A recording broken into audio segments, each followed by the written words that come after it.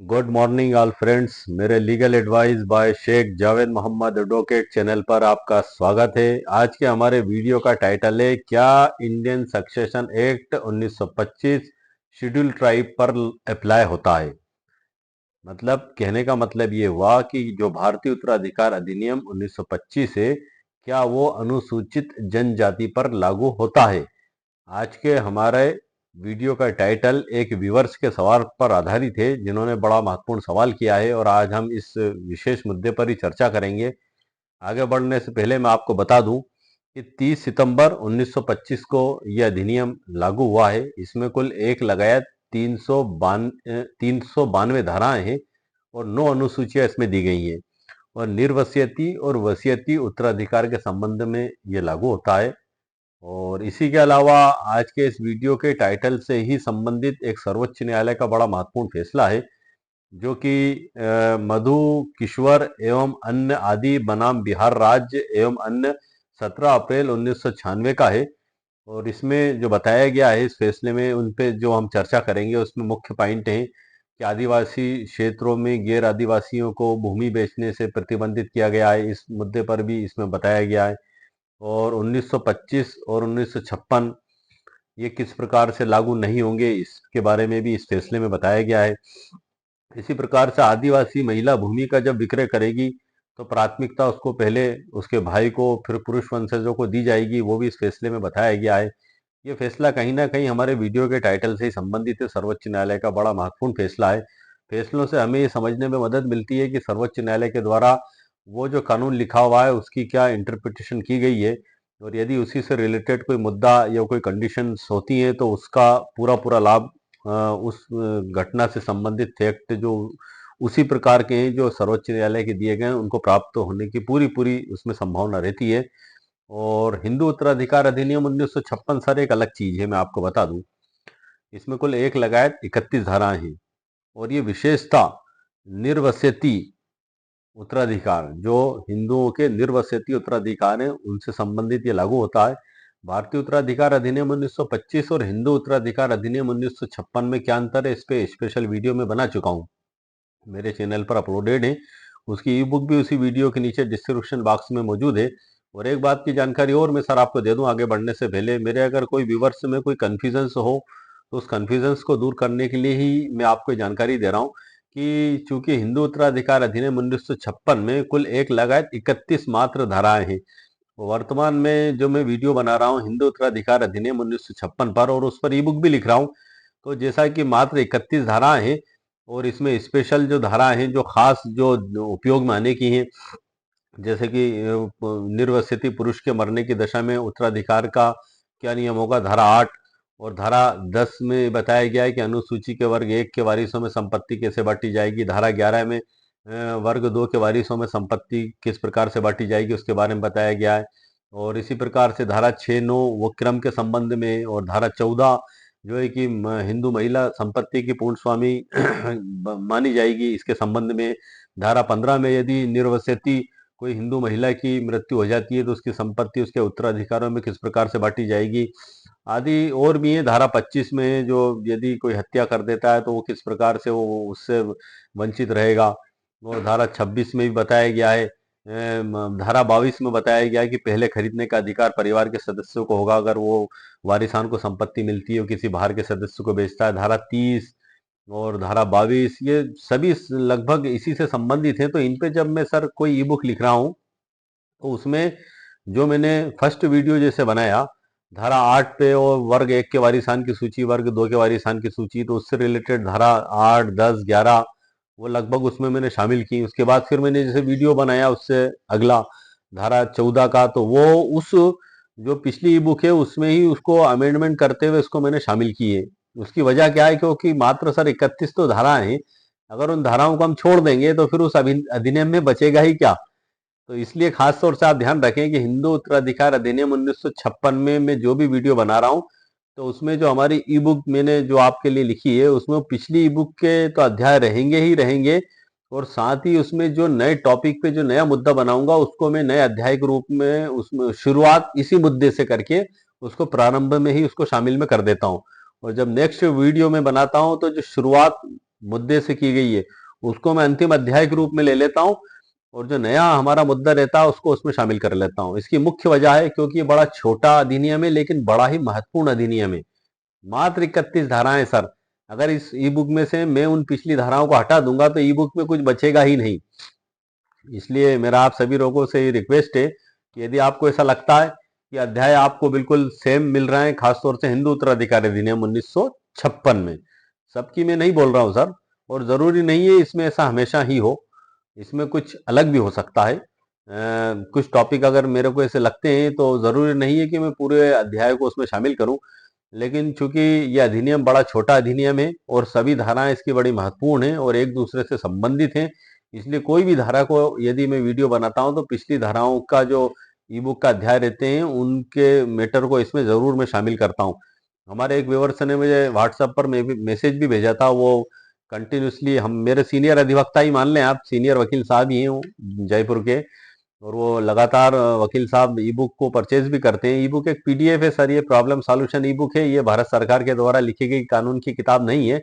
ये गवर्नमेंट ने जो कानून की किताबें लिखी हैं उनके अंदर से ही एक व्यक्ति की समस्या को जो है कि सॉल्व करने के लिए मैं मुख्य मुद्दे निकाल कर लाता हूं और एक ही जगह उनको पेश करने की कोशिश करता हूं। जैसे विभिन्न कानून, सर्वोच्च न्यायालय के फैसले, ये आपको एक जगह मिलना पॉसिबल नहीं है। आप ये मान के एक तरीके से ऐसा चल सकते हैं कि आप ये किसी वकील साहब के पास आप गए और वकील साहब को आपने आपका केस सुपुर्द किया, जब वकील साहब ने उसकी स्टडी की तो उसका सॉल्वेशन कैसे वो वकील साहब निकालेंगे? तो वो कोई एक कानून ही लागू नहीं होगा, आपके केस में कई कानूनों को अप्लाई उसमें करना होगा, समझना होगा, देखना होगा, उसके बाद फिर ये डिसाइड करना होगा कि आखिर आपका केस में जीत कैसे हासिल की जा सकती है, सफलता कैसे मिल सकती है। तो वो ही तरीके से मैं उन प्रॉब्लम को सॉल्व करने के लिए प्रॉब्लम सॉल्यूशन ई बुक को सर लिखता हूँ। ये एक पीडीएफ मात्र है, आपके व्यक्तिगत उपयोग का है। तो ये जानकारी मैंने आपको इसीलिए दी है कि जो है कि यदि आपको कोई डाउट हो, खासतौर से हिंदू उत्तराधिकार अधिनियम 1956 में, मेरे जो व्यूवर्स हैं जयपुर के वकील साहब सीनियर अधिवक्ता जो हैं, खासतौर से मेरा उनसे भी यही रिक्वेस्ट है कि सर ये स्थिति आपको इसमें जरूर मिलेगी, हिंदू उत्तराधिकार अधिनियम 1956 में। और उसकी वजह खासतौर से यही है क्योंकि मात्र 31 धाराएं हैं, उसमें हम उन धाराओं को, वो सभी धाराएं का कॉम्बिनेशन है कहीं ना कहीं एक दूसरे से। जैसे कि धारा 8 है, निर्वस्यति कोई हिंदू पुरुष की मृत्यु हो जाती है तो उत्तराधिकार का क्रम जो बताया गया है कि पहले वर्ग 1 के वारिसों को संपत्ति मिलेगी, वो नहीं होंगे तो वर्ग 2 के वारिसों को संपत्ति मिलेगी, वो नहीं होंगे तो गोत्रज, वो नहीं होंगे तो बंधुओं को मिलेगी। तो अब इसमें क्या क्या संबंधित हो गया? वर्ग 1 के वारिसान की लिस्ट आ गई, वर्ग 2 के वारिसान की लिस्ट आ गई, गोत्रज भी आ गए, बंधु भी आ गए, धारा 10 भी आ गई, धारा 11 भी आ गई, तो 5-6 धाराएं तो इसी से संबंधित हो गई सर। धारा 15 में एक विशेष क्रम अलग दिया गया नारियों के लिए। तो ये कहीं ना कहीं एक दूसरे से संबंधित है, इसलिए इन सबको ई बुक के अंदर मेरे द्वारा विशेष तौर से शामिल रखा जाता है। आप इस बात का ध्यान रखें। अब हम आगे बढ़ते हैं हमारे वीडियो के जो टाइटल की ओर, जो हमारा मुख्य टॉपिक है, क्या Indian succession act 1925 schedule tribe पर अप्लाई होता है? ये व्यूवर्स का ही सवाल है सर, और वही सवाल मैंने ऐसा कि ऐसा ही लिया है और ये हमारे टॉपिक से कहीं ना कहीं मिलता जुलता है। और अभी वर्तमान में मैं इसी टॉपिक पे वीडियो भी बना रहा हूँ, इसलिए मैंने इस टॉपिक को भी चुना है। तो आइए सर, मैं अब आपको आगे की जानकारी ई बुक पीडीएफ के अंदर से देता हूँ। उसको मैंने सरल उदाहरणों के साथ उसमें तैयार करके रखा हुआ है। और आगे बढ़ने से पहले मैं सर आपको एक बात बता दूं, इसकी जो धारा 3 है सर, बड़ी महत्वपूर्ण धारा है, जिसको हम आगे बढ़ने से पहले सर मैं आपको बता दूं, इसमें धाराएं तो बहुत हैं, 392 धाराएं हैं, और इसमें ये संभव नहीं है कि हर ई बुक में आपको अध्याय वही मिले, क्योंकि 392 सेक्शन हैं सर इसमें, भारतीय उत्तराधिकार अधिनियम 1925 में। ठीक इसके विपरीत हिंदू उत्तराधिकार अधिनियम 1956 में मात्र 31 धाराएं। आप ये ध्यान रखिएगा। इसमें धारा 3 जो हमारे टाइटल से कहीं ना कहीं संबंधित है, धाराएं तो इसमें बहुत हैं सर। वसीयत से रिलेटेड भी मैंने इस पर काफी वीडियो बनाया। धारा 59, धारा 63 की वसीयत करने के लिए व्यक्ति को स्वस्थ चित्त और बालिग होना चाहिए, 2 गवाहों की मौजूदगी में उसको लिखा जाना चाहिए, गवाह और वसीयतकर्ता उस पर एक दूसरे के सामने दस्तखत करेंगे, ये लिखा है। और इसको समझाने के लिए वसीयत से रिलेटेड वीडियो में अक्सर मैंने 2 लाइन कही है कि लिखा है जो कागज पर ये आखिरी फरमान है, इस वसीयत के शब्दों में जिंदगी का अरमान है। लिखा है जो कागज पर ये आखिरी फरमान है, इस वसीयत के शब्दों में जिंदगी का अरमान है। अब हम आगे चलते हैं सर हमारे पॉइंट की ओर। ये कहीं ना कहीं हमारे वीडियो के टाइटल से संबंधित है। तो आगे बढ़ने से पहले सर धारा 3 के बारे में मैं आपको बता दूं कि राज्य में किसी मूल वंश, पंथ या जनजाति को अधिनियम के प्रवर्तन से छूट देने की राज्य सरकार की शक्ति के बारे में बताया गया है। और ये इंडियन सक्सेशन एक्ट 1925 की धारा 3 है सर, जिसमें हम चर्चा कर रहे हैं। इसकी जो डेफिनेशन है बुक में से मैं आपको बता दूं, उसके बाद उसकी सरल व्याख्या मैंने ई बुक पीडीएफ के अंदर की हुई है, मैं उसी में से आपको आगे की जानकारी दूंगा। इसमें जो बुक में लिखा हुआ है सर, पहले मैं वर्ड टू वर्ड आपको पढ़ के बता देता हूँ शॉर्ट में, कि राज्य सरकार राजपत्र में अधिसूचना द्वारा या तो 1865 के मार्च को 16वें दिन से भूतलक्षी प्रभाव से या भविष्यलक्षी प्रभाव से इस अधिनियम के निम्नलिखित उपबंधों के अर्थात धारा 5 से 49, 58 से 191, 212 से 213 और 215 से 369 में से किसी के प्रवर्तन से राज्य में किसी मूल वंश, पंथ या जनजाति के ऐसे मूल वंश, पंथ या जनजाति के किसी भाग के सदस्य को छूट दे सकती है जिन्हें राज्य सरकार ऐसे उपबंधों या उनमें से किसी को आदेश में वर्णित हो। सिर्फ 2 मिनट का समय लगेगा, लेकिन बुक में दी गई परिभाषा वर्ड टू वर्ड सर हमें सुनना जरूरी है। उसके बाद ही फिर मैं आपको सरल शब्दों में इसकी व्याख्या करूंगा। लागू करना अथवा असंभव या असमचीनी समझती है। नंबर दूसरा है, राज्य सरकार ऐसी अधिसूचना द्वारा ऐसे किसी आदेश को प्रतिसंहित कर सकती है कि तो इस प्रकार नहीं कि प्रतिसरण का भूतलक्षी प्रभाव हो। तीसरा है सर, इसमें इस धारा के अधीन छूट प्राप्त या भारतीय उत्तराधिकार अधिनियम 1865 की धारा 332 के अधीन इस अधिनियम के किन्हीं उपबंधों के प्रवर्तन से छूट प्राप्त व्यक्तियों को इस अधिनियम में छूट प्राप्त व्यक्ति कहा गया है। तो ये तो सर हो गई बुक की डेफिनेशंस। हमारे कई वर्ष को सर हिंदी शब्दों में बड़ी समझने में प्रॉब्लम सी महसूस होती है, अक्सर वो लोग कमेंट्स भी करते हैं, इसीलिए सरल व्याख्या मैंने ई बुक पीडीएफ के अंदर की है, जहां आपको ये जो मैंने शब्द पढ़े हैं जो आपको हो सकता है समझ में ना आए हो, लेकिन उस सरल व्याख्या में जो ई बुक पीडीएफ के अंदर मैंने तैयार की उसमें से आपको समझ में जरूर आएंगे। और उस ई बुक पीडीएफ की लिंक इसी वीडियो के नीचे डिस्क्रिप्शन बॉक्स में सर मेरे द्वारा दे दी गई है। यदि आपको आवश्यकता महसूस होता आप इसको वहां से खरीद सकते हैं। इसमें थोड़ा सा अंग्रेजी में पढ़ दूं सर मैं आपको शुरुआत में। Power of the state government of exempt any resist or tribe in the state from operation of act.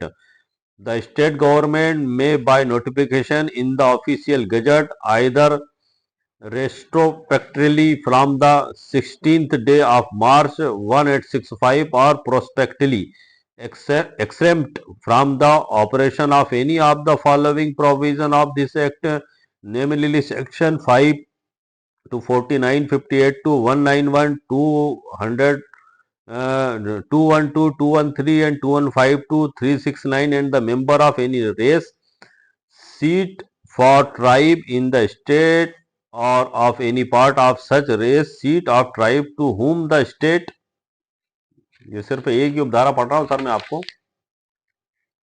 Government considers in impossible of inexpedient to apply such provision or any of them mentioned in the order। और भी sir दो जो मैंने आपको अभी बताए थे। तो अब मैं आगे की सर इसकी सरल व्याख्या ई बुक पीडीएफ के अंदर से आपको बताता हूं सर। आइए sir let's go. Computer screen पर सर आप देख रहे हैं, क्या Indian succession act 1925 schedule tribe पर अप्लाई होता है। ये हमारा ई बुक का टाइटल है और यही हमारे वीडियो का भी टाइटल है। हम पहले मुद्दे की बात पर चलते हैं सर, जो हमारे वीडियो का टाइटल है, उसके बाद फिर मैं आपका ई बुक पीडीएफ से भी परिचय करा दूंगा। आइए सर, टाइटल है, क्या भारतीय अधिनियम 1925 अनुसूचित जनजातियों पर लागू होता है। तो इसका उत्तर है सामान्य रूप से लागू नहीं होता है। ये जनरल इसका उत्तर है, लेकिन इसमें बहुत कुछ है जो मैं आपको अभी आगे बताने जा रहा हूँ। सामान्य रूप से भारतीय उत्तराधिकार अधिनियम 1925 अनुसूचित जनजातियों शेड्यूल ट्राइब पर लागू नहीं होता है, क्योंकि संविधान और संबंधित कानूनों के अनुसार जनजातीय समुदायों के उत्तराधिकार और संपत्ति के मामले उनके प्रचलित रीति रिवाज कस्टमरी लॉ के अनुसार तय किए जाते हैं। ये सबसे महत्वपूर्ण बात है सर इसमें। और इंडियन सक्सेशन एक्ट 1925 की जो धारा 3 है, जो मैंने आपको बुक के अंदर से पढ़ के बताई थी वर्ड टू वर्ड, उन्हीं को वैसे के वैसे वर्ड टू वर्ड सर मैंने इसमें ई बुक पीडीएफ में भी टाइप कर दिया है। वही शब्द टू शब्द मैंने इसमें टाइप किया है। ये जो आप देख रहे हैं ये टाइप किया हुआ ये जो बुक में परिभाषा दी गई है, और इसकी सरल व्याख्या फिर मैंने नीचे की है, आप देख रहे हैं सरल व्याख्या, ताकि इसको समझने में आसानी हो सके। इस पीडीएफ को सर बनाने का मकसद यही है कि जो कठिन व्याख्या आपके सामने आती है वो सरल हो सके, और आप इसको अपने जीवन में या अपने केस की परिस्थिति में आसानी के साथ उपयोग कर सकें समझने के बाद, क्योंकि आप जब तक समझेंगे नहीं उपयोग कैसे करेंगे सर। अब जो सरल व्याख्या इसमें चालू होती है सर, हमारी मुख्य धारा 3 से ही संबंधित है हमारा आज का वीडियो का टॉपिक। और भी है जो हिंदू उत्तराधिकार अधिनियम 1956 की जो धारा 2 की उपधारा 1 है, उसमें भी जो है कि इसी संबंध में बताया गया है, लेकिन वो आज के हमारे वीडियो के टाइटल से संबंधित नहीं है, उसमें मैं नेक्स्ट वीडियो बनाऊंगा। लेकिन वो मैटर मैंने इसी बुक पीडीएफ के अंदर सर लिख दिया, आपको मैं बता दूं, आप इसमें कंफ्यूज ना होना, क्योंकि फिर मैं उसका मेरा जो मैटर है वो इसी में से मिलूंगा आपको। इसमें जो बताया है भारतीय उत्तराधिकार अधिनियम 1925 की धारा 3, यह धारा उस संवैधानिक लचीलेपन को दर्शाती है जिसके माध्यम से राज्य सरकारें यह तय कर सकती हैं कि किन समुदाय पर यह अधिनियम लागू होगा या नहीं। अब इसमें जो सरल भाषा में हम इसको समझ सकते हैं, धारा 3 के अनुसार राज्य सरकार यह तय कर सकती है कि किसी विशेष मूल वंश मतलब रेस, पंथ मतलब सेक्ट, या जनजाति मतलब ट्राइब, या उनके किसी भाग पर भारतीय उत्तराधिकार अधिनियम 1925 की कुछ या सभी धाराएं लागू ना हो। ये बिल्कुल डिसाइड करने का अधिकार है राज्य सरकार को। राज्य सरकार ऐसा निर्णय ऑफिशियल गजट में अधिसूचना जारी करके करती है। ये उसकी प्रोसेस हुई सर।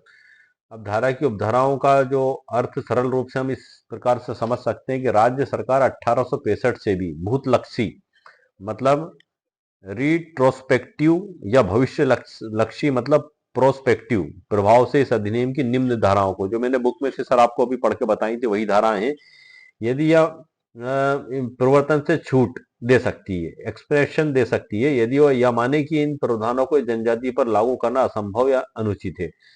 मतलब ये जो धारा है 5, 49, 58, 191, 212, 213, 215 और 369, इनके लागू होने से छूट दे सकती है यदि वो ऐसा उसको महसूस होता है राज्य सरकार को कि इनका लागू करना असंभव या अनुचित है। एक तो ये शर्त क्लियर हो गया आपका। दूसरा इसमें जो डेफिनेशन है उसका जो क्लियरिफिकेशन वो ये है कि राज्य सरकार इस अधिसूचना को बाद में रद्द भी कर सकती है, परंतु ऐसा रद्दीकरण भूतलक्षी प्रभाव रेस्ट्रोपेक्टिव इफेक्ट से नहीं किया जा सकता। ये खास तौर से तीसरा है, जिन लोगों को पहले से या अब इस अधिनियम के प्रवर्तन से छूट मिली हुई है उन्हें छूट प्राप्त व्यक्ति कहा जाता है। तो ये तो सर हमारी धारा 3 की डेफिनेशन हो गई। और अब हमारे वीडियो का जो टॉपिक है सर, उसी से रिलेटेड जो महत्वपूर्ण बात है, जो भारत के सर्वोच्च न्यायालय का फैसला जो मैंने आपको पहले ही बताया था वीडियो के प्रारंभ में, इसमें दी गई है। मधु किश्वर एवं अन्य बनाम बिहार राज्य एवं अन्य 17 अप्रैल, इसमें जो देश भर से संबंधित राज्य कानून इसमें बताया गया है सर इस फैसले में सर्वोच्च न्यायालय के द्वारा कि देश भर में संबंधित राज्य कानून आदिवासी क्षेत्रों में सभी भूमियों की गैर आदिवासियों को बिक्री पर प्रतिबंध लगाते हैं। मतलब जो आदिवासी क्षेत्र हैं उसमें गैर आदिवासी व्यक्ति जाकर उन आदिवासी लोगों से भूमि खरीद नहीं सकता। ये गवर्नमेंट ने लगभग प्रतिबंध संपूर्ण देश भर में लगाया हुआ इस तरीके का जो इसमें बताया गया है। और यदि कोई व्यक्ति इस कानून के उल्लंघन में किसी आदिवासी की जमीन खरीद भी लेता है तो उस आदिवासी को भूमि वापस करना और इस प्रकार के ट्रांसफर के लिए सक्षम अधिकारी की अनुमति अनिवार्य इसमें कर दी गई है। ये भी इसमें बताया गया है। इसका पालन न करने पर बिक्री अमान्य हो जाती है। रजिस्ट्री आपने चाहे करवा भी ली आपने या एग्रीमेंट कर लिया या जो भी किया आपने, वो विधि अनुसार अमान्य होता है। बिहार राज्य में प्रचलित पूर्वोक्त अधिनियम आदिवासियों द्वारा और गैर आदिवासियों को भूमि की बिक्री पर स्पष्ट रूप से प्रतिबंध लगाते हैं और गैर आदिवासियों को समान भूमि देकर पुनर्स्थापना या प्रतिपूर्ति का निर्देश भी देते हैं। इसलिए यदि महिला उत्तराधिकारी अपनी भूमि गैर आदिवासियों को हस्तांतरित करना चाहती है तो यह अधिनियम उसकी कार्रवाई पर अंकुश लगाएंगे।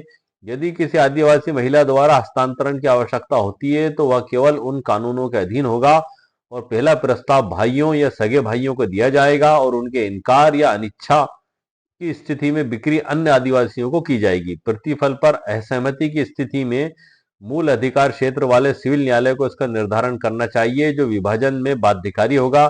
यदि महिला आदिवासी भूमि खरीदने में अनिच्छुक हो तो सक्षम अधिकारी की अनुमति से वह उस भूमि को आदिवासी या गैर आदिवासी को बेच सकती है। अतः राज्य स्तरीय समिति द्वारा व्यक्त की गई आशंका निराधार है।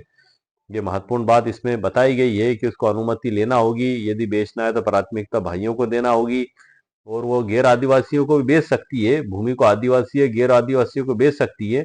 लेकिन सक्षम अधिकारी की अनुमति लेना आवश्यक है। कई व्यूअर्स का ये भी सवाल रहता है, क्या एक आदिवासी गैर आदिवासी को भूमि बेच सकता है? इस पे भी मैंने वीडियो सर स्पेशल बनाया, लेकिन इस वीडियो में भी मैं आपको बता दूं, सर्वोच्च न्यायालय के फैसले के हवाले से ही मैं आपको बता रहा हूं, जो मध्य ईश्वर एवं अन्य से सर्वोच्च न्यायालय का फैसला है कि सक्षम अधिकारी की अनुमति सर उसमें आवश्यक है।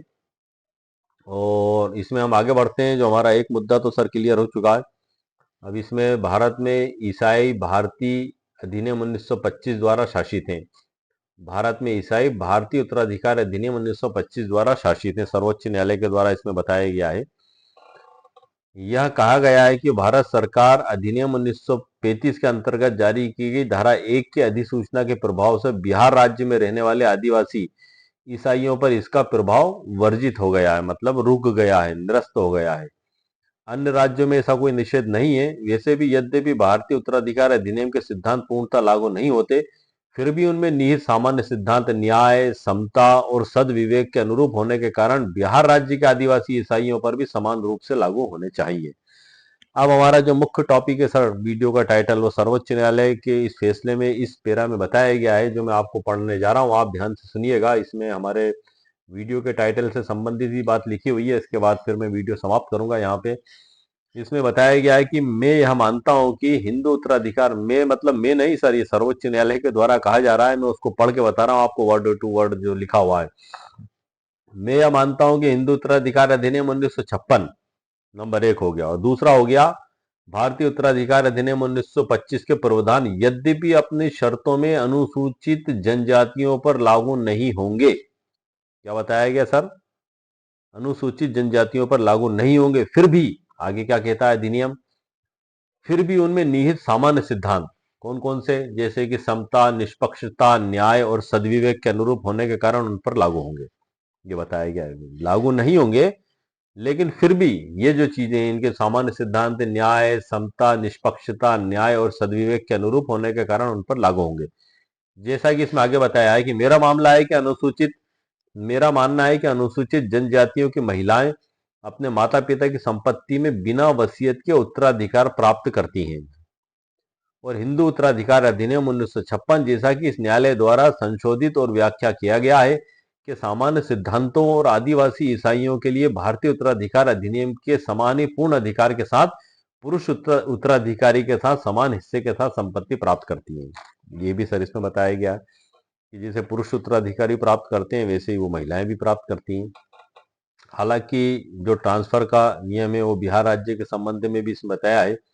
और वही बात जो मैंने अभी पढ़ी थी कि यदि आदिवासी महिला भूमि को हस्तांतरित करने का इरादा रखती है, तो उसको एक तो सक्षम अधिकारी से अनुमति प्राप्त करना होगी, और पहले भाई को पेशकश उसकी होगी, और भाई अगर अनुपस्थित है तो परिवार के किसी पुरुष वंशज को बिक्री के लिए जमीन की पेशकश करनी चाहिए।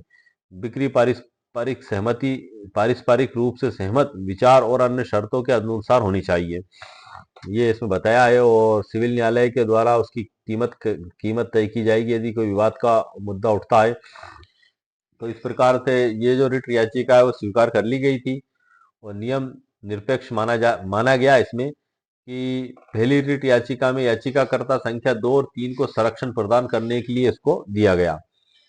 अंतरिम निर्देश तब तक जारी रहेगा जब तक कि स्वेच्छा से जिला पुलिस अधीक्षक को लिखित रूप में इसे वापस लेने या उसमें संशोधन की मांग नहीं करते। तो ये जो सर था हमारे वीडियो के टाइटल से संबंधित था आज का सर्वोच्च न्यायालय का फैसला। और इसमें स्पष्ट रूप से बताया गया है कि भारतीय उत्तराधिकार अधिनियम 1925 और हिंदू उत्तराधिकार अधिनियम 1956 अनुसूचित जनजातियों पर, जिसको हम शेड्यूल ट्राइब भी कहते हैं, पे अप्लाई नहीं होता। किंतु इसके जो सामान्य सिद्धांत हैं, कौन कौन से सामान्य सिद्धांत मैं आपको एक बार बता देता हूं। न्याय, समता, निष्पक्षता, न्याय और सद्विवेक के अनुरूप होने के कारण उन पर लागू होंगे, सर्वोच्च न्यायालय के द्वारा इसमें बताया गया है। और इसी प्रकार से एक और इसी से संबंधित है, जो शेड्यूल ट्राइब से संबंधित फैसला है, लबीश्वर मांझी बनाम प्राण मांझी और अन्य 19 जुलाई 2000। इसमें जो पहला इसमें प्रश्न उठा था कि क्या पक्षकार तो संथाल जनजाति के हैं, अभी भी रूढ़िवादिता जारी रखे हुए हैं, या हिंदू बनने के बाद उन्होंने अपनी रीति रिवाजों और हिंदुओं के अनुरूप बदल लिया है। तो इसमें जो बताया गया था सर, मैं उसमें मुख्य मुद्दे को आपको बता देता हूँ। उसका पूरा निष्कर्ष भी मैंने लिखा हुआ है, इसको सरल शब्दों में समझा के। लेकिन उसी को मैं मुख्य बात को बता देता हूँ। इस तरह के स्पष्ट निष्कर्ष के मद्देनजर यह मानना संभव नहीं है। ये हिंदू उत्तराधिकार अधिनियम 1956 की धारा 2 से संबंधित है। इस पे सर मैं नेक्स्ट वीडियो बनाऊंगा, क्योंकि वीडियो सर काफी लंबे भी हो जाते हैं। तो आज का हमारा टाइटल जो इसी से संबंधित था, उस पर मैंने आपको मुकम्मल कानूनी जानकारी दे दी है कि Indian succession act 1925 schedule tribe पर अप्लाई होता है या नहीं। इसके संबंध में हालांकि मैं आपको ई बुक से सर परिचित करा देता हूँ। हाँ, ये आप देखना है, सेक्शन डिस्क्लेमर है सर इसमें। डिस्क्लेमर का मतलब यही है कि सर ये कोई हार और जीत का दावा नहीं है, ये खाली एक शैक्षणिक जागृति के लिए बनाया गया है। प्रॉब्लम सॉल्यूशन ई बुक कहते हैं इसको आप किसी भी कोर्ट कचहरी या सरकारी दफ्तर में पेश नहीं कर सकते, एक पीडीएफ मात्र है ये। इसके अंदर जो कानून लिखे हुए हैं उस कानून की बुक को आप कोर्ट में जज साहब के समक्ष पेश करें, और कोई भी कार्रवाई करने से पहले आप आपके वकील साहब से भी एक बार सलाह मशवरा से जरूर कर लें। प्रस्तावना इसमें दी गई है, अध्याय चालू होते हैं। शुरुआत तो मुख्य मुद्दे से होगी सर। जो मुख्य मुद्दा मैंने आपको बताया है वीडियो के प्रारंभ में ही, जो हमने अभी चर्चा की, ये मुख्य मुद्दा यहाँ से हमारा ई बुक चालू होती है और उसके बाद फिर इसमें अध्याय चालू होते हैं। अध्याय 1 में, तो अध्याय 1 में जो होता है भारतीय उत्तराधिकार अधिनियम 1925 का परिचय, ये इसमें दिया गया है। अध्याय 2 में अनुसूचित जनजातियों और अधिनियम की वैधानिक स्थिति के बारे में बताया गया है। अध्याय 3 में अनुसूचित जनजातियों के उत्तराधिकार संबंधी परंपरागत नियम और न्यायिक व्याख्या के बारे में बताया गया है। और अध्याय 4 में हिंदू उत्तराधिकार अधिनियम 1956 का उद्देश्य भी इसमें मेरे द्वारा लिखा गया है। उसकी वजह यह है क्योंकि जिस प्रकार से भारतीय उत्तराधिकार अधिनियम 1956 के प्रावधान सामान्यतः अनुसूचित जनजातियों पर लागू नहीं होते हैं, उसी प्रकार से जो हिंदू उत्तराधिकार अधिनियम 1956 है सर, उसकी जो धारा 2 है वो भी यही बात कहती है। मैं आपको बुक में से थोड़ी सी जानकारी दे दूं वीडियो के अंत में। स्पेशल वीडियो जब मैं बनाऊंगा, जब स्पेशल जानकारी इसमें दूंगा आपको सर्वोच्च न्यायालय के फैसले के साथ ही, जो मैंने आपको ई बुक के अंदर से भी बताई है। इसमें इसकी धारा 2 की उपधारा 2 में स्पष्ट लिखा हुआ है कि उपधारा 1 में अंतर्विष्ट किसी बात के होते हुए भी इस अधिनियम में अंतर्विष्ट कोई भी बात किसी ऐसी जनजाति के सदस्यों को जो संविधान के अनुच्छेद 366 के खंड 25 के अर्थ के अंतर्गत अनुसूचित जनजाति हो लागू न होगी, जब तक कि केंद्र सरकार शासकीय राजपत्र में अधिसूचना द्वारा अन्यथा निर्दिष्ट न कर दे। Notwithstanding anything contained in the subsection 1, nothing contained in this act shall apply to the members of any scheduled tribe within the meaning of clause 25 or article 366 of the constitution, unless the central government by notification in the official gazette otherwise directs। इसकी detail चर्चा हम करेंगे। इसमें भी स्पष्ट बताया गया है कि अनुसूचित जनजातियों पर लागू नहीं होता। इसमें तो स्पेशल धारा में ही बता दिया गया है सर। ये जो प्रारंभ में हिंदू उत्तराधिकार अधिनियम 1956 की धारा 2 की उपधारा 2 में, लेकिन भारतीय उत्तराधिकार अधिनियम 1925 में ऐसा स्पष्ट कहीं नहीं लिखा हुआ है। लेकिन इसकी जो धारा 3 है, जिसकी मैंने सरल व्याख्या की, उसमें जरूर बताया गया है कि कुछ जगहों को उसमें किस प्रकार से छूट प्राप्त होगी। ये अध्याय सर जो मैंने आपको बताए उन्हीं के बारे में इसमें आगे जानकारी दी गई है। मैं और आपको शॉर्ट में परिचित करा देता हूँ। ये इसमें जो है कि कुमारी माधुरी पाटिल बनाम अपर आयुक्त 2 सितंबर 1994, ये जजमेंट भी सर इसमें लिखा हुआ है। क्योंकि एक ही वीडियो में सर पॉसिबल नहीं है कि मैं सारी ही जानकारी दे दूं, लेकिन मैं नेक्स्ट वीडियो में उससे रिलेटेड स्पेशल टॉपिक पे आपको जरूर जानकारी दूंगा। और ये अध्याय 1 है सर हमारा। ये इसको मैं थोड़ा बोल्ड कर देता हूं सर आपको। ये आप देख रहे हैं भारतीय उत्तराधिकार अधिनियम 1925 का परिचय सर इसमें लिखा गया है नंबर 1 में, अध्याय में। और अध्याय 2 में ये पूरी वही है सर परिचय। और अध्याय 2 में अनुसूचित जनजातियों और अधिनियम की वैधानिकता के बारे में सर इसमें बताया गया है।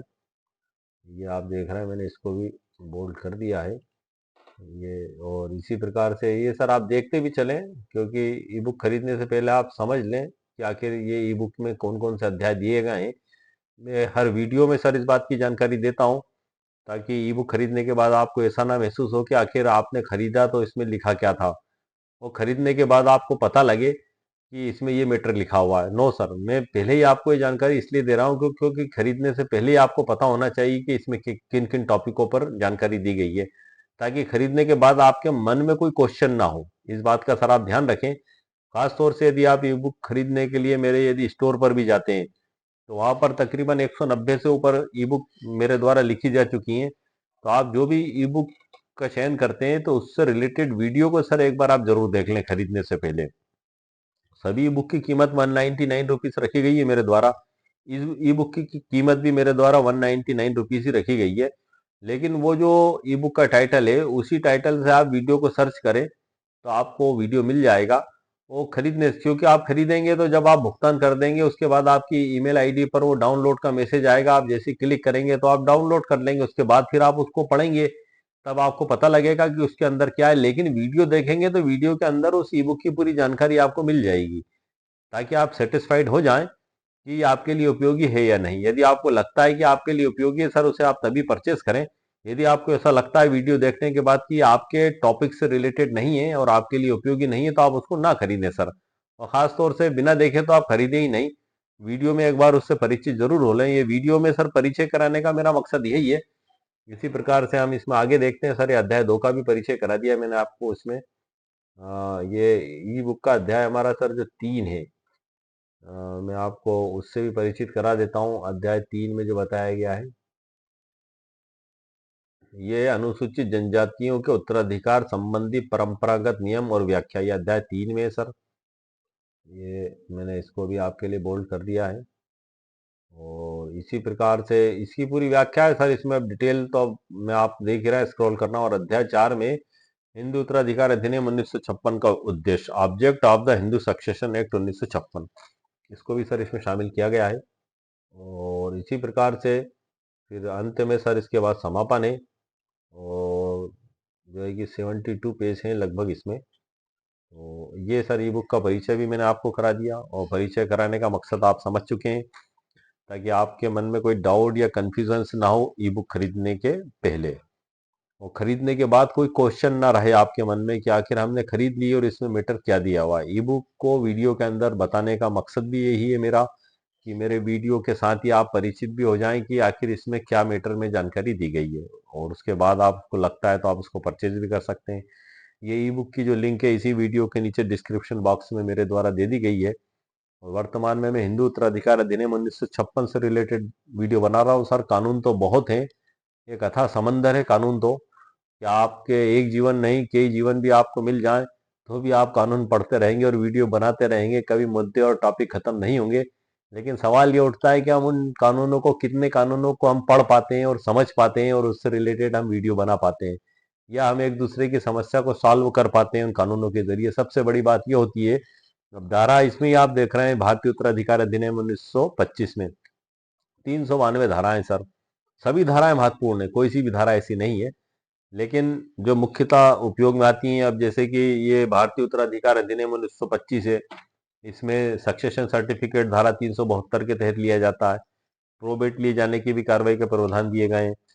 और ईसाई और यहूदी पारसी उनसे संबंधित भी इसमें बताया गया है। और जिनके पर्सनल लॉ मौजूद है उन पे अप्लाई नहीं होगी, जैसे कि हिंदू विधि उपलब्ध है, मुस्लिम विधि उपलब्ध है, वहां अप्लाई नहीं होगी, क्योंकि वो उनके पर्सनल लॉ है तो उसी से शासित होंगे। खासतौर से हिंदू उत्तराधिकार अधिनियम 1956 हो गया, मुस्लिम शरीयत एक्ट 1937 हो गया, और बाकी अदर जो लोग हैं वो उसमें इसमें प्रावधान दिए गए हैं अप्लाई होने के। इनमें क्या डिफरेंस है उस पर भी सर मैं वीडियो बना चुका हूँ। तो आज के इस वीडियो में सर मैंने आपको इस टॉपिक पर जानकारी दे दी है, सर्वोच्च न्यायालय के फैसले के साथ, कि ये शेड्यूल ट्राइब पर लागू होता है या नहीं। अनुसूचित जनजाति पर तो लागू वैसे नहीं होता है सर सामान्यतः ये, लेकिन इसमें कुछ कंडीशंस भी हैं कि यदि उनके बीच में वो भले ही अनुसूचित जनजाति के भी हैं, लेकिन वो पूरी प्रथा कस्टम वो उसी प्रकार से अप्लाई करते हैं, तो उसी के संबंध में ये मैं अब आपको नेक्स्ट वीडियो में जानकारी दूंगा। कि उसमें जो है कि धारा 14 के तहत तो वो महिला को भी पूर्ण स्वामी माना गया था, जो अनुसूचित जनजाति की थी, और उनको भी पूर्ण अधिकार दिए गए थे। और जो उनकी कस्टम प्रथा है वो अपनी जगह है, लेकिन ये हालात और परिस्थिति पे डिपेंड करता है। ये सर्वोच्च न्यायालय के विभिन्न फैसलों से हमें पता लगता है अलग अलग। और जो मेन बुक में जो कानून और लॉ लिखा हुआ है वो हमारे सामने मौजूद है ही, जो मैंने आपको धारा 3 में पढ़ के बताया, भारतीय उत्तराधिकार अधिनियम 1925 की धारा 2 की उपधारा 2, हिंदू उत्तराधिकार अधिनियम 1956 की, उसमें मैंने आपको पढ़ के जानकारी दी। सर्वोच्च न्यायालय का जो फैसला उसके साथ ही मैंने आपको जानकारी दी, और सर्वोच्च न्यायालय का फैसला जो है कि मधु किशोर एवं अन्य आदि बनाम बिहार राज्य एवं अन्य 17 अप्रैल 1996, इसमें तो स्पष्ट ही बता दिया गया है सर कि वो लागू नहीं होते। भारतीय उत्तराधिकार अधिनियम 1925 और हिंदू उत्तराधिकार अधिनियम 1956, लेकिन कुछ जगह जैसे कि न्याय, समता, सदविवेक, ये आदि जगह जो है इनके उद्देश्य में वो लागू किए जा सकते हैं, जो मैंने आपको अभी वीडियो के बीच में ही सुनाए थे। तो आज के वीडियो में सर मैंने हमारे टॉपिक से संबंधित मुकम्मल कानूनी जानकारी आपको प्रदान कर दी है, और उसके अलावा बहुत कुछ जनरल जानकारी सर मैंने आपको दे दी है। उम्मीद है आपको मेरा वीडियो पसंद आया होगा। मेरे वीडियो को आप लाइक भी करें, शेयर भी करें, सब्सक्राइब भी करें। ओके, शुक्रिया, थैंक यू सर।